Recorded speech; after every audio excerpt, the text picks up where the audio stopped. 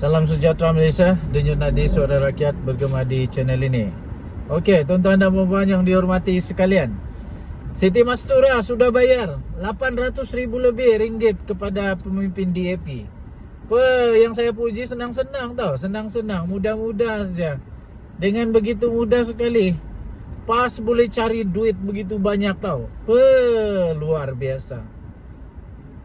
Tapi ini yang menyebabkan saya sedih. Yang menyebabkan saya sedih, walaupun saya bukan orang Islam, tapi saya sedih sebab selalu masuk di FYP saya, selalu masuk di channel saya punya iklan. Ada ustaz-ustaz minta derma untuk wakaf masjid, wakaf surau, dan banyak lagi lah.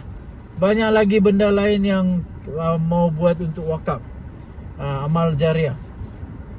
Tapi susahnya mau buat masjid, mau buat surau yang harga 1 juta begitu, harga 800,000 kah, 500,000. Susah amat. Tapi senangnya dapat 800,000. Siti Mastura si pemfitnah tu, senangnya dia dapat 800,000 dengan derma Milo. Heran tak heran, luar biasa. Nampaknya kuasa wakaf jauh lebih kecil daripada kuasa kena fitnah. Saya tak puas hati betul lah. Yang ini betul-betul saya tidak puas hati. Walaupun saya bukan orang Islam, tapi saya tidak puas hati. Mengapa senang sangat dibantu orang pemfitnah? Mengapa begitu mudah sekali pemfitnah diberi wang begitu banyak?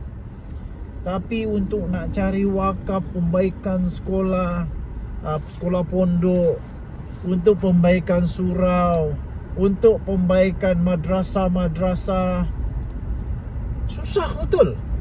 Susah. Itulah saya heran. Seolah-olah sekarang politik ni kuasa dia jauh lebih besar daripada undang-undang agama itu sendiri. Tak kira lah agama apapun. Saya tidak bermaksud hanya agama Siti Mastura punya agama tu, tidak. Tapi saya maksudkan semua agama pun macam seolah-olah begitu. Seolah-olah politik ni lebih besar kuasa dia daripada undang-undang agama itu sendiri. Aduh, pening kepala. Saya fikir perkara ini harus diperbetulkan. Bukan patut, tidak patut dan tidak sepatutnya terfokus kepada membantu orang yang memfitnah. Sepatutnya fokus kepada untuk membangun amal-amal ibadah yang betul. Bukannya membantu kepada orang yang sudah kalah fitnah. Tak apalah kalau kamu memang rasa membantu orang yang kalah fitnah tu, kalau memang rasa boleh membantu anda dapat amal jariah, pahala, okeylah. Tapi was-was juga. Adakah membantu pemfitnah itu boleh jadi bersekongkol dengan orang pemfitnah? Nanti berkongsi dosa susah. Nanti di akhirat nanti apa mau jawab? Nanti kalau kena tanya, kau kenapa kau tolong Siti Mastura? Dia itu kalah fitnah. Kenapa kau tolong dia? Waktu itulah terketak-ketak lutut lah nak jawab. Nak jawab apa? Saya tak tahu. Bolehkah jawab begitu di depan tuan nanti? Saya tak tahu. Ni memang lucu. Lucu amat. Okey, jadi apa pendapat anda pula? Sila tinggalkan komen. Denyut nadi suara rakyat bergema di channel ini. Jangan lupa tekan butang subscribe, like dan share. Malaysia kita punya, cintai Malaysia aku, kita jaga kita. Kita jumpa lagi. Happy Chinese New Year. Bye. Salam sejahtera Malaysia. Harap-harap Rosmah Mansur bertenanglah. Bertenang dan menerimalah keputusan kalau Najib Razak kalah lagi. Terbaru.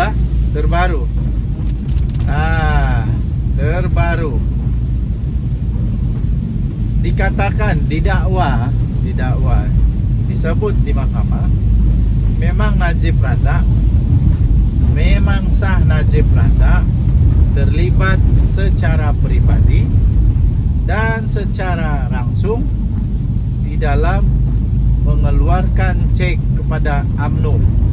Wah, lama. Ini memang bikin sakit jiwa. Aduh, takkanlah UMNO bakal masalah sekali lagi kerana perkara ini. Betulkah Najib Razak terlibat secara pribadi dan langsung? Pendedahan ini kalau diterima oleh mahkamah sebagai fakta yang benar, pasti membawa masalah besar kepada Najib Razak, pasti membawa masalah besar kepada UMNO juga, secara keseluruhan. Apa tidaknya? Maksudnya kalau dia terlibat langsung dan terlibat secara pribadi, maksudnya dia tidak perlu untuk susah-susah fikir.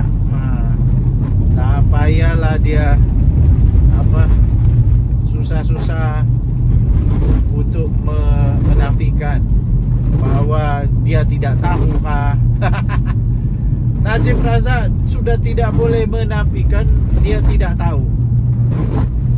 Najib Razak sudah tidak boleh menafikan bahawa dia tidak sedar. Dia tidak tahu, dia tidak sedar, dia tidak boleh lagi sebut begitu. Sebab kalau memang betul pengeluaran cek itu Najib terlibat secara pribadi dan langsung, pertama dia memang tahu benda tu. Dia memang tahu tentang cek itu dikeluarkan kepada UMNO. Dia memang tahu natijahnya, kesannya kepada SRC International, kesannya kepada UMNO ketika dia buat keputusan untuk keluarkan cek, beri duit, beri dana kepada UMNO. Mesti dia tahu benar lah. Dia sudah tahu lah. Jadi kalau dia kata dia tidak tahu, menahu, alamak, ini sudah terkantoi. Kalau dia memang pernah kata dia tak tahu, itu sudah terkantoi. Itu sudah terkantoi. Dan itu akan menyebabkan mahkamah boleh membuatkan keputusan bahawa pendakwaan boleh menang. Pendakwaan boleh menang, pembelaan boleh kalah kerana adanya pertentangan fakta. Adanya pertentangan fakta dan bolehnya disebut sebagai keraguan munasabah. Keraguan munasabah. Silap-silap Najib Razak kena lagi masuk penjara. Kalau SRC International jumlahnya sedikit, dia dapat berapa tahun penjara. Kalau 1MDB yang jumlahnya bilion-bilion, tak tahulah berapa puluh tahun Najib Razak akan dipenjara. Silap-silap boleh dipenjara beratus tahun tu, I say. Silap-silap tidaklah. Takkanlah sampai beratus tahun. Tak ada lah undang-undang sampai beratus tahun. Paling-paling pun seumur hidup. Begitulah kan? Tapi mungkin tidak. Kita tunggu je lah keputusan mahkamah. Yang pasti